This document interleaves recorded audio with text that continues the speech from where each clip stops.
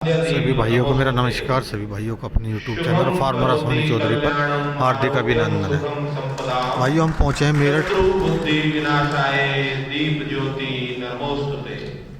मेरठ सरदार वल्लभ भाई पटेल यूनिवर्सिटी में यहाँ पर किसान गोष्ठी का आयोजन है आज।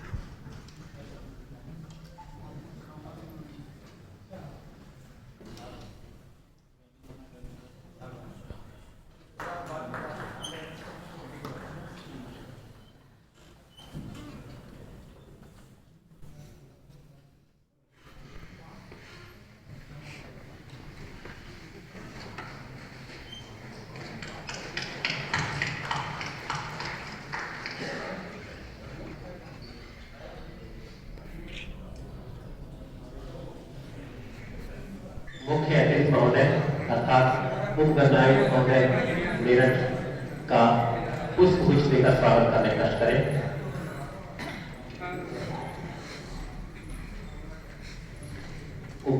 हमारे मुख्य अतिथि महोदय का सभी लोग कर्तव्य से तालियां। मैं अनुरोध करूंगा श्री अनिल भारती जी से।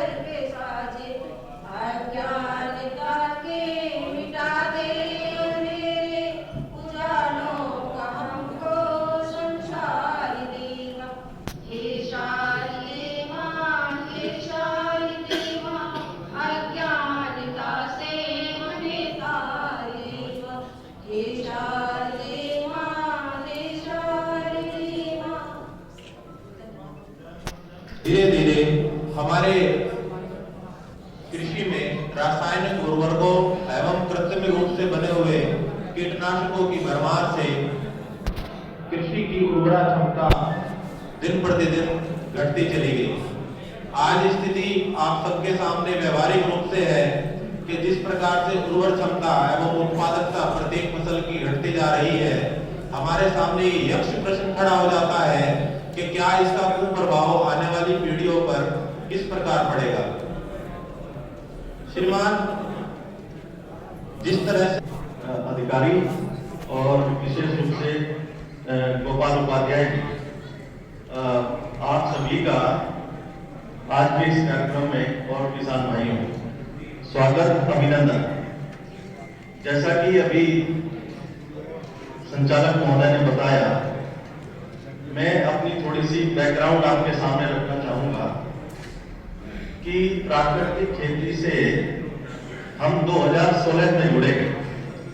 उस समय मैं कृषि विज्ञान केंद्र बलराम मुजफ्फरनगर में पोस्टेड था और हमारे निदेशक प्रसाद महोदय उस समय कृषि विज्ञान केंद्र बलरा के हेड के रूप में वहां कार्यरत थे।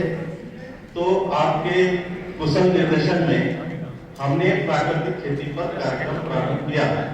और यदि मैं ये कहूं कि उत्तर प्रदेश में सरकारी स्तर पर कृषि विश्वविद्यालय के स्तर पर सबसे पहले प्राकृतिक खेती को किसी ने स्वीकारा तो उनमें से भी हम लोग हैं। तो इसके परिप्रेक्ष्य में 2016 में हमने मुजफ्फरनगर में पंजाबी बारात घर एक जगह है, वहां पर एक बहुत बड़ी सेमिनार का आयोजन किया जिसमें करीब 2000 लोगों ने भाग लिया। और उसमें मुख्य वक्ता के रूप में हमने आमंत्रित किया आचार्य देवव्रत जी को।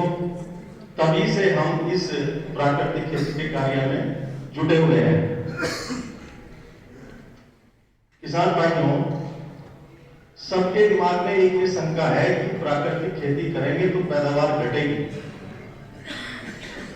मेरा ये कहना है कि यदि आप तकनीकी को सही से समझ के और पूर्णतः लागू करेंगे तो आपका गन्ना उत्पादन लगभग एट पार ही रहेगा।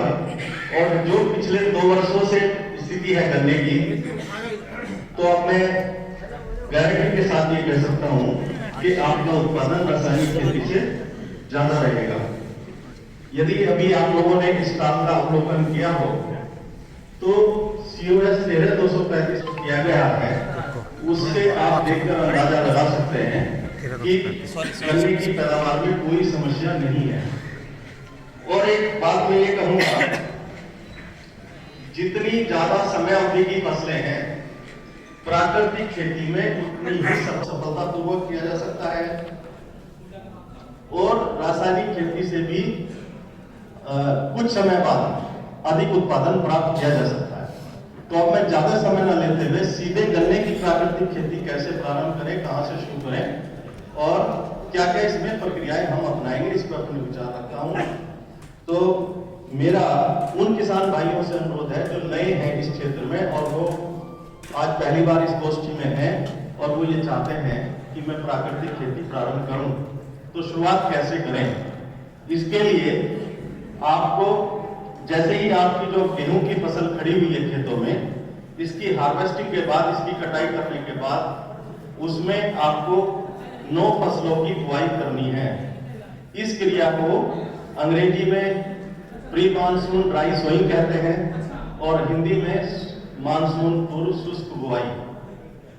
1 वर्ष पहले जब IIFSR में हम लोगों का प्रशिक्षण हुआ तो उस समय ये बात निखर के ऊपर सामने आई कि यदि हम प्राकृतिक खेती शुरू करने से पहले PMDS अपने खेत में करते हैं तो 30%, 25 से 30% पैदावार अधिक मिलती है यदि हम ये क्रिया नहीं करते। मतलब एक खेत में हम PMDS करें और एक खेत में ना करें और प्राकृतिक खेती शुरू कर दें, तो जिसमें हमने PMDS किया उसमें 30% तक पैदावार अधिक मिलेगी। अब ये PMDS क्या है, इसको समझने की बात है।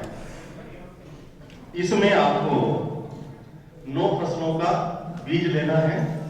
वे 9 फसलें कौन कौन सी होंगी?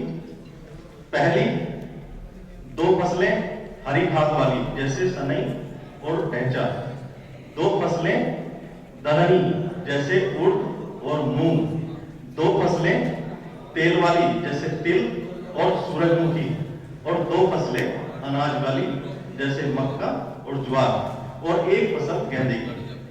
तो किसान भाइयों, इन फसलों का आप बीज लेंगे और इसकी बुआई कर देंगे अपने खेत में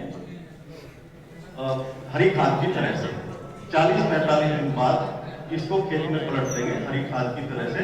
ये हो गई PMDS की क्रिया। अब ये सवाल आपका हो सकता है कि बीज कितना डालें। इन फसलों की जो सामान्य संस्तुति है उसका 1/4 मात्रा, जैसे 1 एकड़ में गेंदे का बीज 1 किलो लगता है 1 हेक्टेयर में, तो आप केवल 250 ग्राम बीज यूज करेंगे। ठीक है जी।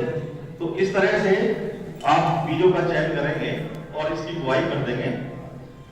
45 दिन पे 50 दिन पे इसको खेत में पलट देंगे। अब इसको करने का फायदा क्या है? पहला फायदा, बहुत सारे खरपतवार जो आपको परेशान करते हैं आपकी खेती में, वो उगने बंद हो जाएंगे ये क्रिया करने से।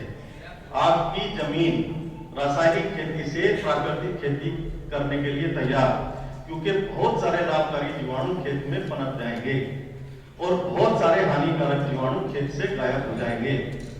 ठीक है जी। ये जब कभी विस्तार से कभी प्रशिक्षण होगा तो कौन क्या क्या लाभ होंगे और कौन कौन से जीवाणु बढ़ जाएंगे, कौन से जीवाणु गायब हो जाएंगे, इस पे तब कभी चर्चा करेंगे। PMDS की क्रिया हो गई। इसके बाद सितंबर में आपको गन्ने की बुआई करनी है।